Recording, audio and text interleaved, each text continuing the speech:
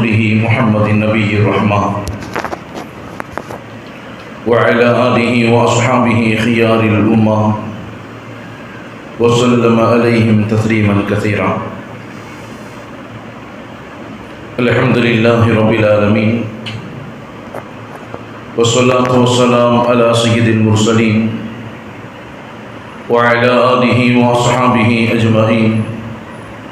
أما بعد، فقد قال الله تعالى في كلامه الأعلى محكم التنزيل: أعوذ بالله من الشيطان الرجيم، بسم الله الرحمن الرحيم.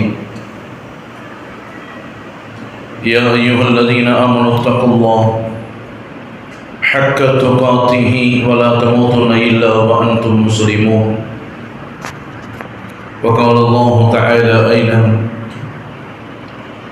وآتوه من مال الله الذي آتاكم. صدق الله العظيم. عن ابن عباس رضي الله تعالى عنه قال رسول الله صلى الله عليه وسلم: إن أحب الأعمال إلى الله تعالى بعد الفرائض إدخال السرور على المسلم، كسوة عورته أو أشبقت جوعته أو قضيت حاجته أو كما قال عليه الصلاة والسلام. رواه الطبراني. அளவற்ற அருளாளன், நிகரற்ற அன்புடையோன், இல்லாமல்ல ஏகநாயகன் அல்லாஹு தஆலாவின் பேரருள், அருமையான கண்மணி நாயகம் ரசூலுல்லாஹி ஸல்லல்லாஹு அலைஹி வஸல்லம் அவர்களின் மீதும், அவர்களின் உயர்வான உன்னதமான குடும்பத்தார்கள், உத்தம சத்திய சஹாபா பெருமக்கள், தாபியீன்கள், தபஅத்தாபியீன்கள், இமாம்கள், இறைநேசர்களான வலிமார்கள், நல்லோர்களான நம் முன்னோர்கள் நம் அனைவரின் மீதும் என்றும் உண்டாகட்டுமா.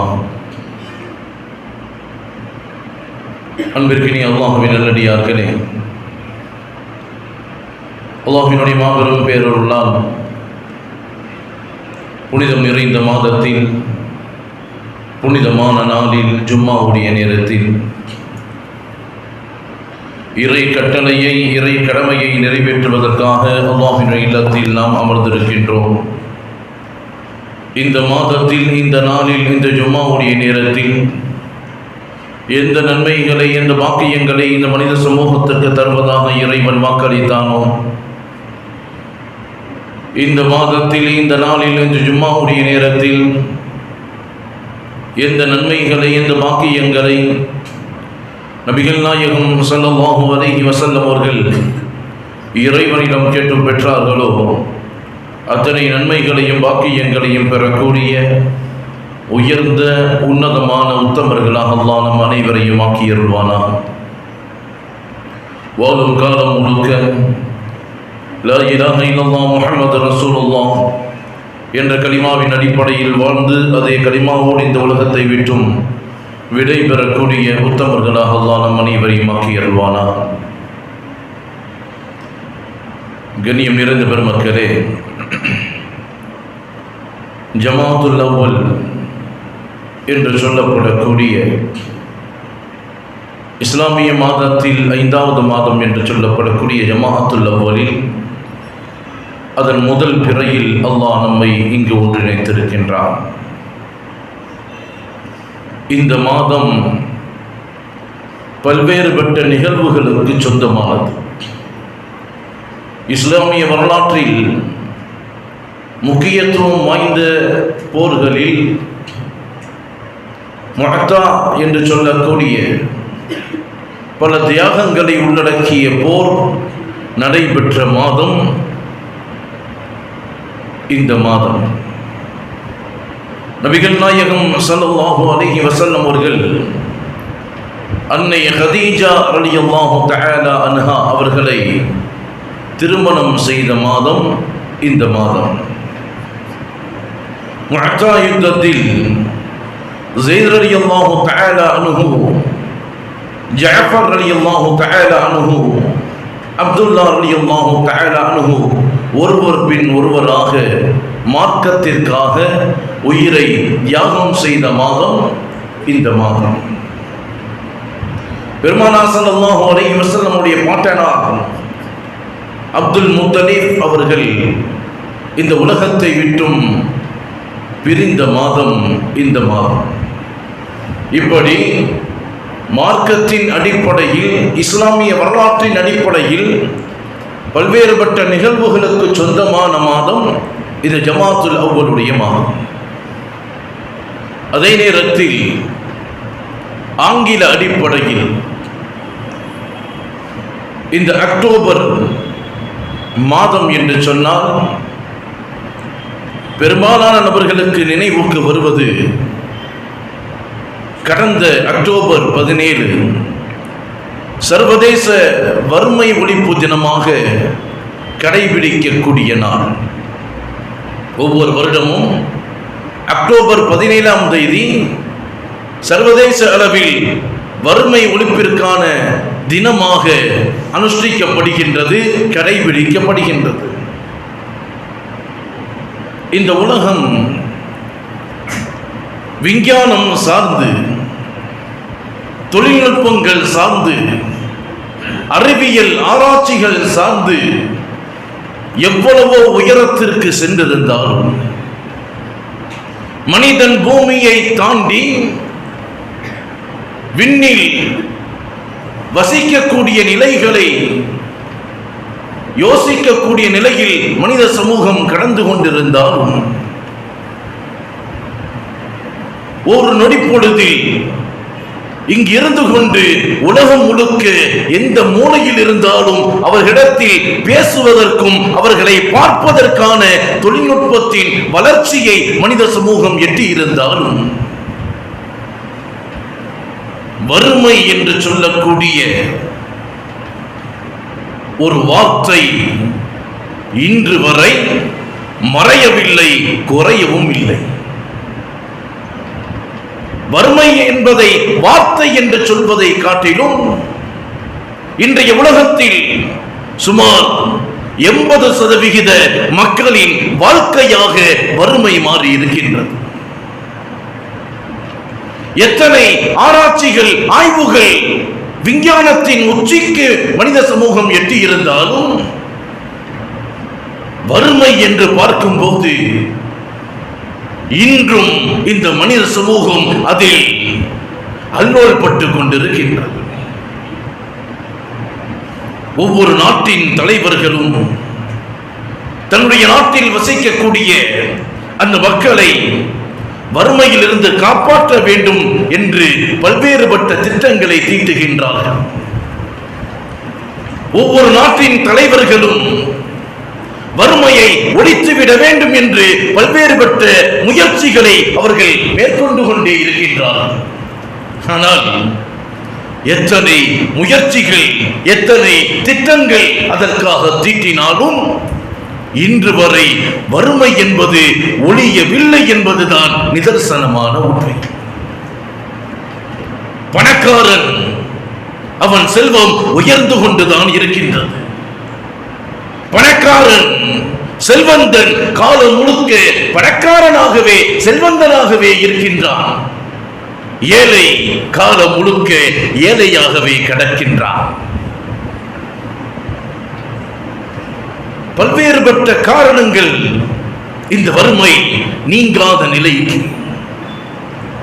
ஆராய்ச்சியாளர்கள் சொல்லுவார்கள், அதி புத்திசாலிகள் என்று தங்களை சொல்லக்கூடிய பொருளியல் வல்லுநர்கள் உலகத்தின் பொருளாதாரத்தை எப்படி முன்னேற்ற பாதையை கொண்டு செல்லலாம் என்று அலசி ஆராய்பவர்கள், தங்களுடைய திறமைகளை அதற்காக பயன்படுத்துபவர்கள் முன்னேற்றத்தை கவனிக்கின்றார்களே தவிர கீழுள்ள வறுமைக்கான மூல காரணங்களை அவர்கள் ஆராய்வதில்லை. வறுமை ஒழிப்பிற்கான அடிப்படை தத்துவங்களை அவர்கள் விளங்கவில்லை.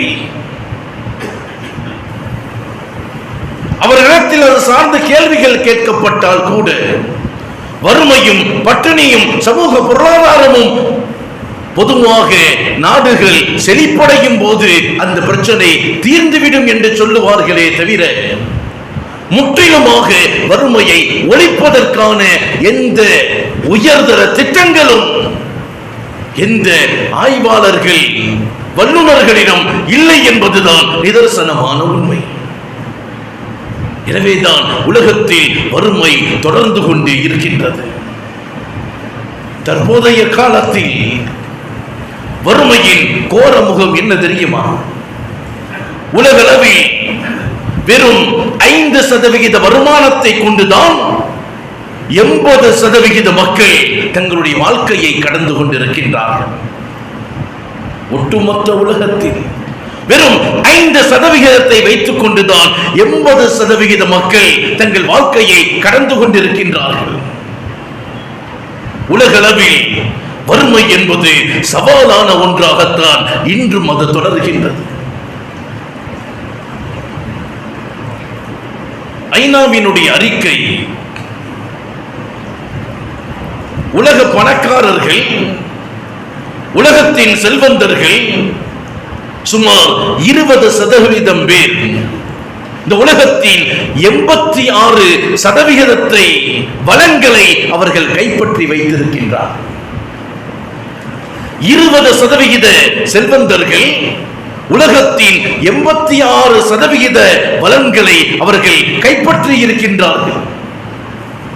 இதை தவிர்த்து இந்த உலகத்தில் வாழக்கூடிய 1.4 பில்லியன், அதாவது 80% மக்களுக்கு கிடைக்கக்கூடிய சதவிகிதங்கள் 14 குறைந்திருக்கின்றது.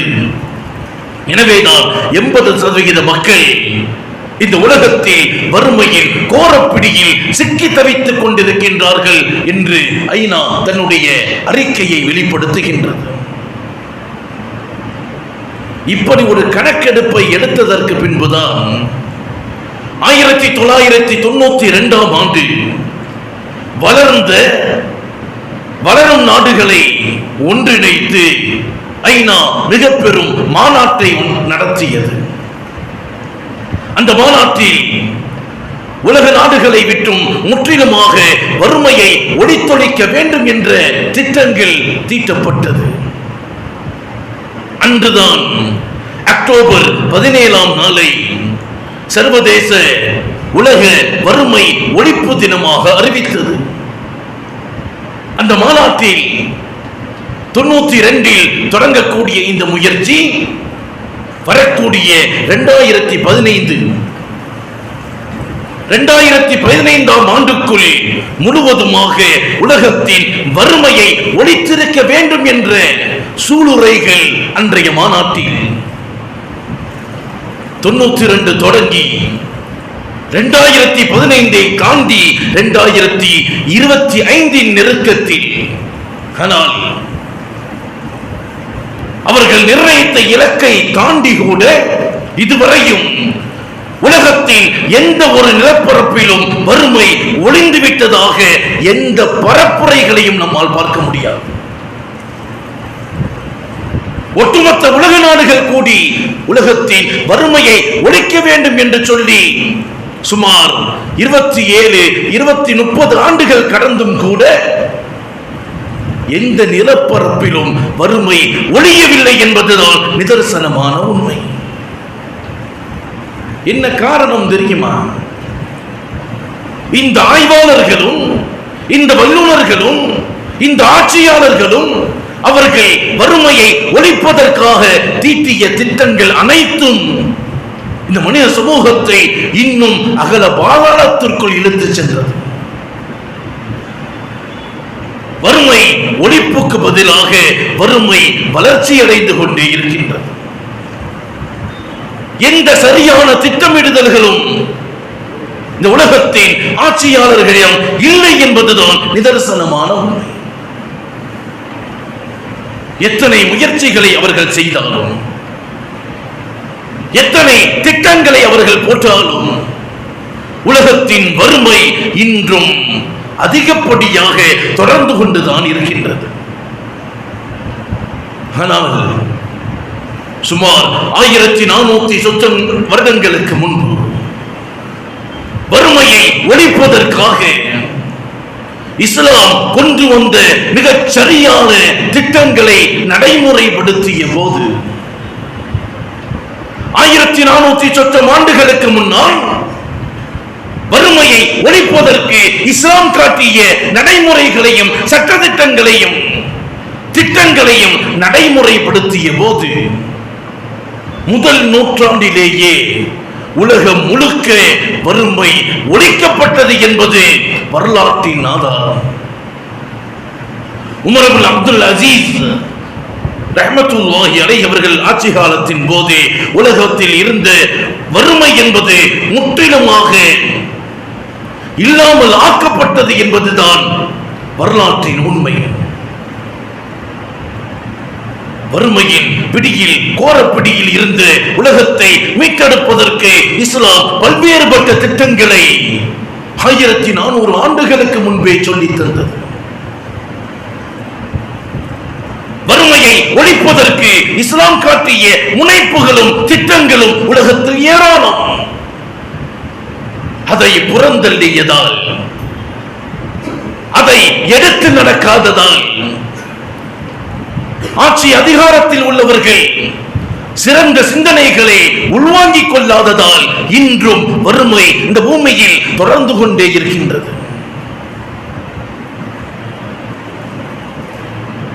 ஹிஜ்ரத்திற்கு முன்பு வரை அங்கொன்றும் இங்கொன்றுமாக இஸ்லாமிய சமூகம், நபிகள் நாயகம் ஸல்லல்லாஹு அலைஹி வஸல்லம் அவர்கள் மக்காவிலிருந்து மதீனாவிற்கு வந்த அந்த ஹிஜ்ரத்துடைய நிகழ்வுக்கு பின்புதான் இஸ்லாமிய சமூகத்தின் நிலை, இஸ்லாமிய முழுமையான வாழ்வியல் கோட்பாடுகளின் அடிப்படையில் மாறியது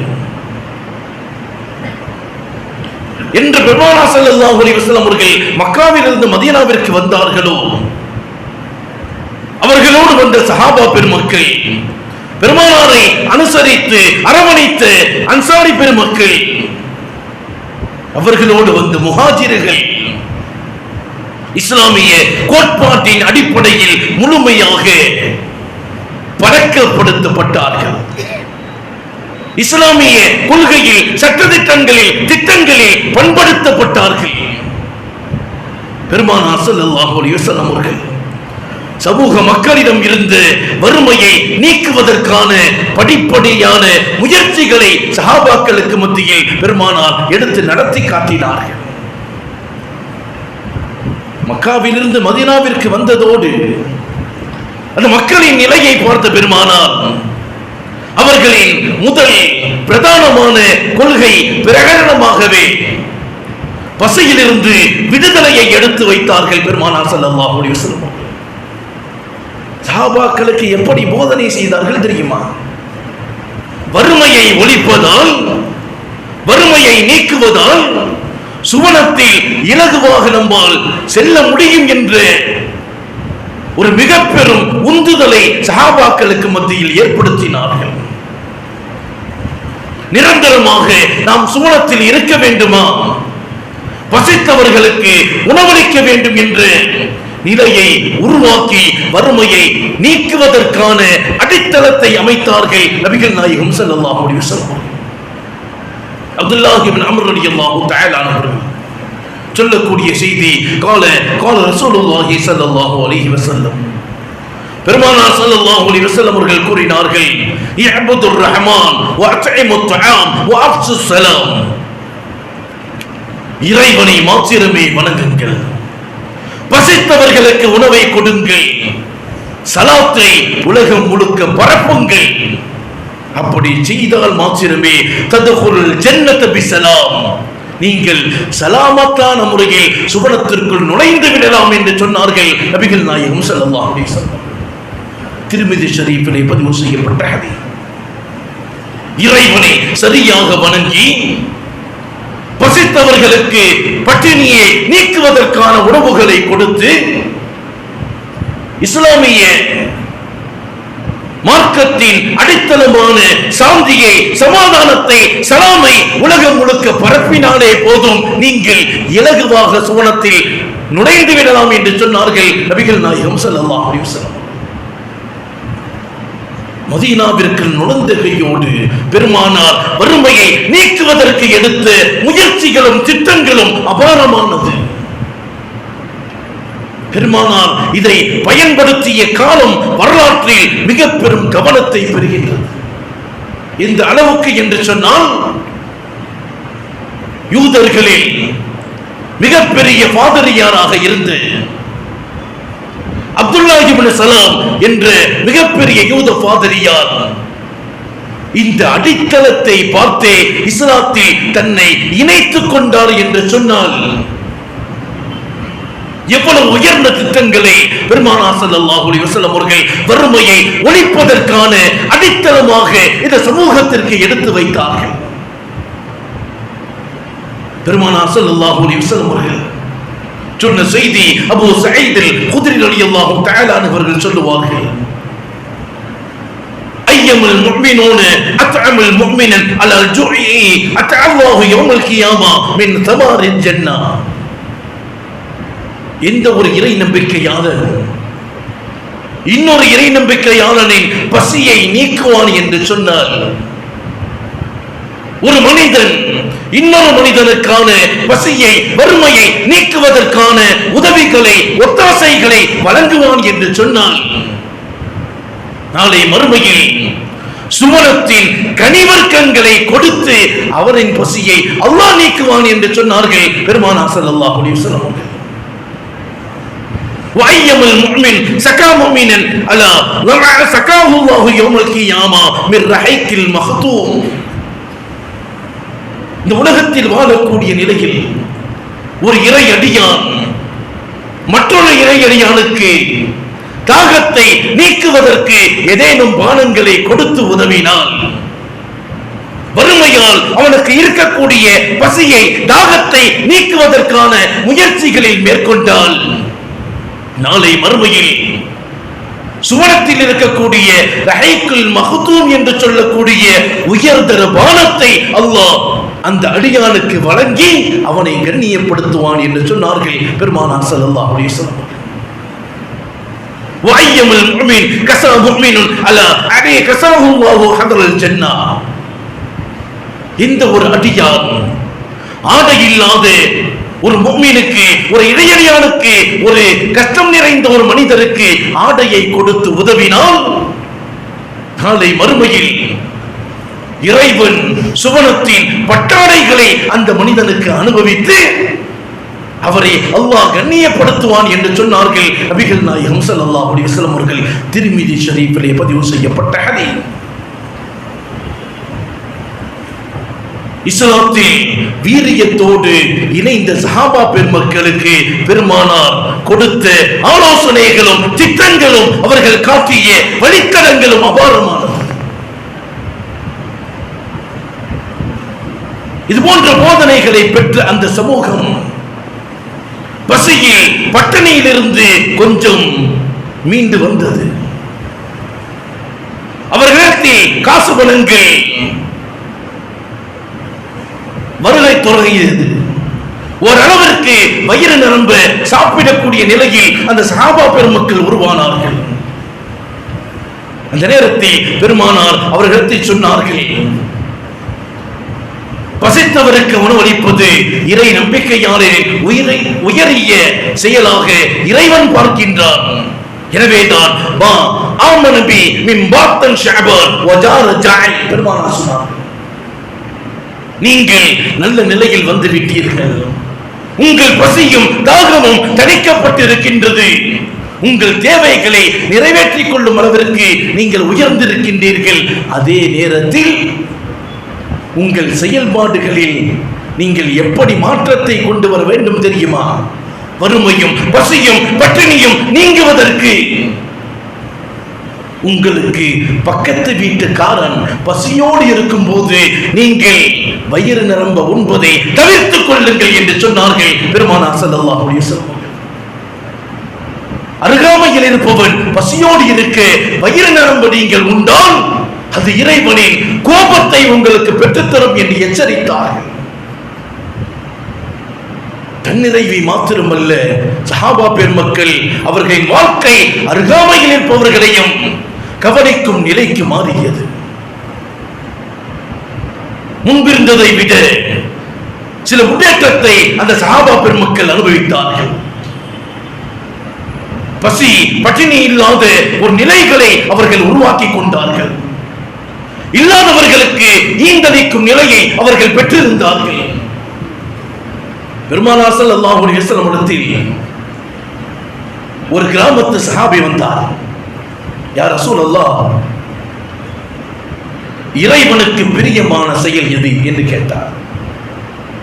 பெருமானாரை சந்தித்த அந்த கிராமவாசி பெருமானாரிடம் முறையிட்டார். யா ரசூலல்லாஹ், இறைவனுக்கு பிரியமான செயல் எது?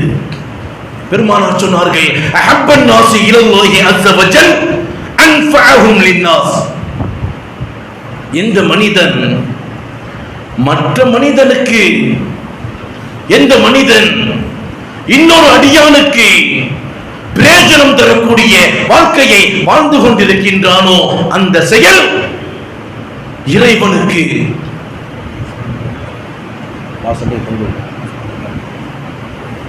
பிரியத்தை பெற்றுத்தரும் என்று சொன்னார்கள் நபிகள் நாயகம் ஸல்லல்லாஹு அலைஹி வஸல்லம். ஒரு முஃமின், ஒரு இறையடியான், ஒரு மனிதன், எந்த மனிதன் இன்னொரு மனிதனுக்கான பிரயோஜனத்திற்குரிய வாழ்க்கையாக தனது வாழ்க்கையை மாற்றிக்கொண்டானோ அந்த மனிதனை அல்லாஹ் பிரியப்படுகின்றான் என்று சொன்னார்கள் பெருமானார் ஸல்லல்லாஹு அலைஹி வஸல்லம். அவர் மீண்டும் கேட்டார், யா ரசூலல்லாஹ், இன்னும் சொல்லுங்கள், இறைவன் எந்த செயல்பாட்டை அதிகமாக நேசிப்பான்? பெருமானார் அடுத்து சொன்னார்கள், ஹப்புல் அமலி இலல்லாஹி அஸ்ஸ வஜல் சுரூர ததுகுலுல் அல் முஸ்லிம். ஒரு ஈமானுடைய, ஒரு இஸ்லாமியனுடைய இல்லத்தில் அவனது மனதில் மகிழ்ச்சியை ஒருவன் உருவாக்கிவிட்டால் அந்த செயல்பாடு இறைவனுக்கு பிரியத்தை பெற்றுத்தரும் என்று சொன்னார். அது ஆடையை கொடுப்பதாகவோ அல்லது விருந்து கொடுப்பதாகவோ அல்லது அவனுடைய பசியை, தேவையை நீக்குவதாகவோ எந்த வகையிலாக இருக்கட்டும், ஒரு முஃமினுடைய பசியை நீங்கள் நீக்கினால் இறைவன் அந்த செயலை பார்த்து பிரியப்படுகின்றான் என்று சொன்னார்கள் நபிகள் நாயகம் ஸல்லல்லாஹு அலைஹி வஸல்லம். அந்த கிராமவாசி மீண்டும் கேட்டார், யா ரசூலல்லாஹ், வேற ஏதாவது சொல்லுங்க, அல்லாஹ்வுக்கு மிக பிரியமான செயல். பெருமானார் சொன்னார்கள், وَلَوْ أَنْ تَمْشِي مَعَ أَخِيكَ فِي حَاجَتِهِ أَحَبُّ إِلَيَّ مِنْ أَنْ اعْتِكَافَ فِي مَسْجِدِ شَهْرًا. ஒரு இறையடியானுடைய தேவையை நிறைவேற்றுவதற்காக நீ நடந்து செல்லுவாயே, அந்த நடை எப்படிப்பட்டது தெரியுமா? ஒரு இறை நம்பிக்கையாளனின், ஒரு இஸ்லாமியனின், ஒரு முஸ்லிமின், ஒரு இறைவனுடைய அச்சமுடையவனின் தேவையை நிறைவேற்றுவதற்கு நீ நடந்து செல்வாயே, அந்த நடை எப்படிப்பட்டது தெரியுமா? மிக உயர்ந்த நன்மையை பெற்றுத் தரக்கூடிய என்னுடைய இல்லம், என்னுடைய பள்ளி மஸ்ஜித் நபவியில் ஒரு மாத காலம் நீ இஅ்திகாஃப் இருந்தால் எந்த நன்மையை பெறுவாயோ அதை விட உயர்ந்தது, அதை விட உன்னதமானது ஒரு இறை நம்பிக்கையாளரின் மனதில் நீ ஏற்படுத்தக்கூடிய சந்தோஷம் என்று சொன்னார்கள் நபிகள் நாயகம் ஸல்லல்லாஹு அலைஹி வஸல்லம். எந்த வகையிலாக இருக்கட்டும், உணவு கொடுத்தாலும் சரி, தண்ணீர் கொடுத்தாலும் சரி, அல்லது ஆடை கொடுத்தாலும் சரி, வறுமைக்கான, அதை நீக்குவதற்கான அத்தனை அடித்தளங்களையும் பெருமானார் ஸல்லல்லாஹு அலைஹி வஸல்லம் அவர்கள் சஹாபாக்களின் மூலமாக உலகத்திற்கு எடுத்து காட்டினார்கள். ஏராளமான செய்தி. சண்டையிட்டுக் கொண்ட சமுதாயத்திற்கு மத்தியில் சகோதரத்துவத்தை உண்டாக்கி அவர்களுக்கு மத்தியில் இணைப்பை ஏற்படுத்தினார்களே பெருமானார். இந்த அளவுக்குள் சொன்னா, ஹிஜ்ரத் செய்து வந்த சஹாபா பெருமக்கள் தன்னுடைய சொந்த வீட்டை, சொந்த நிலத்தை, சொந்த ஊரை விட்டுவிட்டு மார்க்க பணிக்காக, மார்க்கத்திற்காக நிராயுதபாணியாக முஹாஜிர்களான மக்கத்து சஹாபா பெருமக்கள் மதீனாவில் உணவில்லாமல், தங்குவதற்கு இடமில்லாமல், வீடில்லாமல் குடும்பங்களை கூட விட்டுவிட்டு அந்த நேரத்தில் பெருமானார் சொன்ன வார்த்தை, அன்சாரி சஹாபாக்களே, மதீனத்து மக்களே, இந்த மக்கத்து சஹாபா பெருமக்கள் எல்லாத்தையும் விட்டு வந்திருக்கின்றார்கள். உங்களில் யாருக்காவது 2 வீடுகள் இருந்தால் அதில் ஒரு வீட்டை இவர்களுக்கு கொடுங்கள் என்று சொன்னார். உங்களில் யாருக்காவது 2 தோட்டங்கள் இருந்தால் அதில் ஒன்றை இவர்களுக்கு கொடுங்கள் என்று சொன்னார்களே. சண்டையிட்டுக் கொண்டிருந்த மக்களை மாற்றி அவர்களை சகோதரத்துவத்தின் இணைப்பை உருவாக்கினார்களே பெருமானார். இந்த அளவுக்கு பெருமானார் ஸல்லல்லாஹு அலைஹி வஸல்லம் அவர்கள் சொன்னார்கள் என்று சொன்னால், அல் முஃமினு லி முஃமினின் கல் புன்யானன் பிஷத்தி பஅதுஹும் பஅதா.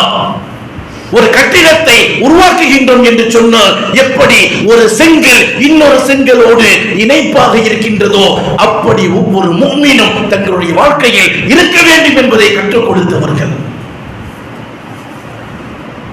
இஸ்லாம் இந்த உலகத்தில் போதித்த அத்தனை விஷயங்களையும் வறுமையை முற்றிலுமாக ஒழிக்கக்கூடியது. கையேந்துவதை, யாசகம் கேட்பதை பெருமானார் மிக கடுமையாக எச்சரித்தார். இந்த நிலையிலும் யாரிடத்திலையும் நீ தேவையாக கூடாது இறைவனை தவிர என்பதை சொல்லிக் கொடுத்தவர்கள் பெருமானார் ஸல்லல்லாஹு அலைஹி வஸல்லம் அவர்கள். வியாபாரத்தை கற்றுக் கொடுத்தார்கள், தொழிலை கற்றுக் கொடுத்தார்கள், குடும்பம் நடத்துவதை கற்றுக் கொடுத்தார்கள், ஆட்சி நடத்துவதை கற்றுக் கொடுத்தார்கள். உழைப்பால் இந்த சமுதாயத்திற்கு உயர்வும், யாசகத்தால் இந்த சமுதாயத்திற்கு இழிவும் என்பதை சொல்லிக் கொடுத்தவர்கள் நபிகள் நாயகம் ஸல்லல்லாஹு அலைஹி வஸல்லம். எப்படி ஹலாலை, வியாபாரத்தை ஊக்குவித்தார்களோ அதே நிலையில் வட்டியை ஹராம் என்பதை பெருமானார் இந்த உலகத்தில் எச்சரித்தவர்கள். அல்லதீன லா யஅகுலூன ரிபா லா யகூமுன இல்லா கமா யகூமுல் லதீ யதகப்பத்துஹு ஷைத்தான். இந்த பூமியில் யார் வட்டியை புசித்து அதை பயன்படுத்தி அதில் வாழ்க்கை நடத்துவார்களோ நாளை மறுமையில் பைத்தியக்காரனாக வருவான் என்பதை குர்ஆனின் மூலமாகவே அல்லாஹ் எச்சரித்தார். வட்டியை தொட்டால், அதை பயன்படுத்தினால், அதில் வியாபாரமோ தொழிலோ எதை செய்தாலும் மறுமையில் பைத்தியக்காரனாக வருவான் என்பது குர்ஆனுடைய எச்சரிக்கை. அல்லாஹ் இன்னொரு வசனத்தில் சொல்லுவான், யா அய்யுஹல்லதீன ஆமனூ இத்தகுல்லாஹ் வதரு மா பகிய மினர் ரிபா இன் குன்தும் முஃமினீன். நீங்கள் ஈமானுடைய மக்களா, வட்டியை தவிர்த்து கொள்ளுங்கள். இறைவனுடைய எச்சரிக்கை இருந்தும் நீங்கள் அதை செய்தால் ஃபைலம் தஃஅலு ஃபஅதனு பிஹர்பின் மினல்லாஹி வ ரசூலி. இறைவனிடத்தில், இறை தூதுவரிடத்தில் போர் செய்வதற்கு நீங்கள் தயாரா? இறைவனுடைய எச்சரிக்கை.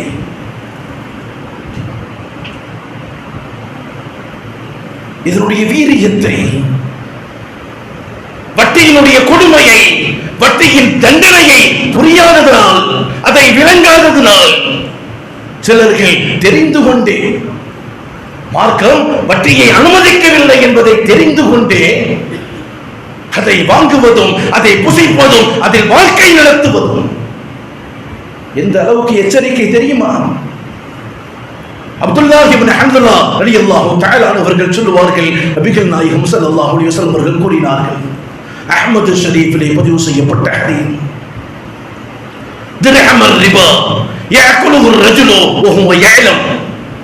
ஒரு மனிதன் ஒரு திரகமாக இருக்கட்டும், ஒரு ரூபாயாக இருக்கட்டும், இது வட்டியினுடைய பணம் என்பதை தெரிந்து அதை உண்ணுவான் என்று சொன்னார். ஒரு ரூபாயாக இருந்தாலும் இது வட்டிக்குரிய பணம் என்பதை தெரிந்து அதை உண்ணுகின்றான் என்று சொன்னால் எவ்வளவு பெரிய தண்டனை தெரியுமா? மின் சித்தத்தை வதலாத்தீன சரியா, 36 முறை விபச்சார குற்றத்திற்கு அவன் ஆள்படுத்தப்படுவான் என்று சொன்னார்கள் பெருமானார் ஸல்லல்லாஹு அலைஹி வஸல்லம். ஒரு ரூபாய வட்டியினுடைய பணம் என்பதை தெரிந்து உண்டால் அது 36 முறை விபச்சாரம் செய்த தண்டனைக்கு அவன் ஆட்படுத்தப்படுவான் என்று சொன்னார்களே பெருமானார் ஸல்லல்லாஹு அலைஹி வஸல்லம். யார் ஒருவன் வட்டியை உண்ணுவானோ, அதை உண்ண கொடுப்பானோ, அதற்கு சாட்சி கொடுப்பானோ, வட்டியினுடைய கணக்கை எழுதுவானோ, அத்தனை நபர்களையும் அல்லாஹ் சபிக்கின்றான் என்று சொன்னார்கள். இப்னு மாஜாவில் பதிவு செய்யப்பட்ட ஹதீஸ். இது போன்ற செயல்களை தவிர்த்து கொண்டாலே இந்த உலகம் வறுமை நீங்கி பிரகாசமான நிலைக்கு மாறும் என்பதை 1400 ஆண்டுகளுக்கு முன்பாகவே கற்றுக் கொடுத்தவர்கள் பெருமானார் ஸல்லல்லாஹு அலைஹி வஸல்லம். நபிகள் நாயகம் ஸல்லல்லாஹு அலைஹி வஸல்லம் அவர்கள் யமன் தேசத்தின் ஆளுநராக சஅத் இப்னு அபி வக்காஸ் ரலியல்லாஹு தஆலா அவர்களை நியமனம் செய்திருந்தார்கள். பெருமானார் கற்றுக் கொடுத்த நிலையில் ஆட்சி செய்ததால் யமன் முழுக்க ஏழைகள் இல்லாத நிலையை உருவாக்கினார்கள். பெருமானார் ஸல்லல்லாஹு அலைஹி வஸல்லம் காலம் கடந்து உமர் ரலியல்லாஹு தஆலாவுடைய காலம் வருகின்றது. யமனிலிருந்து 1/3 செல்வங்கள் மதீனாவிற்கு வருகின்றது. உமர் ரலியல்லாஹு தஆலா கேட்டாங்க, ஏன் அங்க கொடுக்கலையா ஏழைகளுக்கு? ஏழைகள் கிடைக்கவில்லை என்று சொன்னார். ஏழைகள் கிடைக்கவில்லை, எனவே மதீனாவிற்கு 1/3 அனுப்பி இருக்கின்றேன். அடுத்த வருடம் சேர்ந்த செல்வத்தில் பாதியை அனுப்பினார்கள். கேட்டார்கள் உமர் ரலியல்லாஹு தஆலா அவர்கள், ஏன் இவ்வளவு செல்வம் திருப்பி அனுப்பப்பட்டிருக்கின்றது? சொன்னார்கள், இங்கு ஏழைகள் கிடைக்காததால் பாதியை அனுப்பி இருக்கின்றேன். அடுத்த வருடம் முழுவதுமாக அனுப்பினார்கள். யமனில் இருந்து கேட்டார்கள், ஏழைகளே கிடைக்கவில்லை, எனவே முழு பணமும் மதீனாவிற்கு அனுப்பப்பட்டது. பெருமானார் கற்றுக் கொடுத்த வழித்தடங்கள், பெருமானார் வாழ்ந்து காட்டிய வாழ்க்கை வழிமுறைகள், அதை எடுத்து நடந்தால், அதை பற்றி பிடித்தால், அதை சார்ந்த ஆலோசனைகளை எடுத்து அரசாங்கமோ ஆட்சியாளர்களோ அதை சிந்தனை செய்து மேற்கொண்டால் உலகம் முழுக்க வறுமை என்பது அளிக்கப்படும். அக்டோபர் 17 வறுமைக்கான ஒழிப்பு தினம் என்று கொண்டாடுவதற்கான அவசியம் எல்லாம் இல்லை.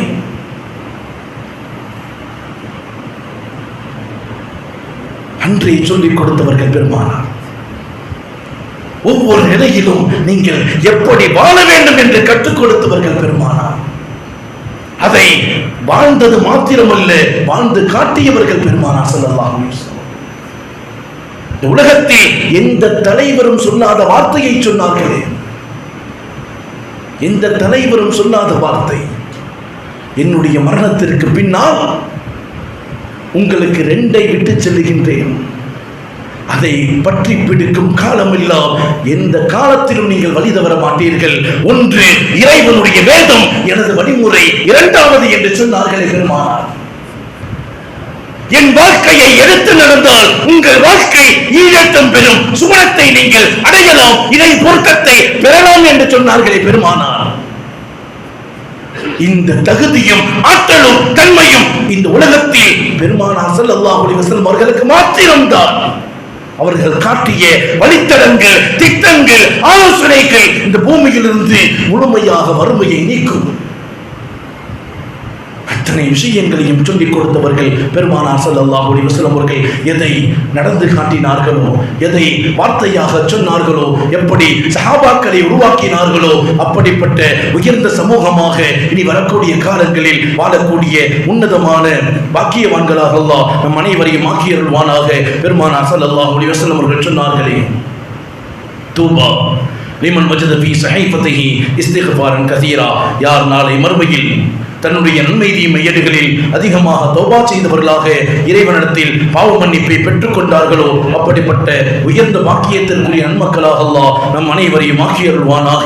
வ ஆகிர் தஅவானா அல்ஹம்துலில்லாஹி ரப்பில் ஆலமீன். அஸ்ஸலாமு அலைக்கும் வரஹ்மத்துல்லாஹி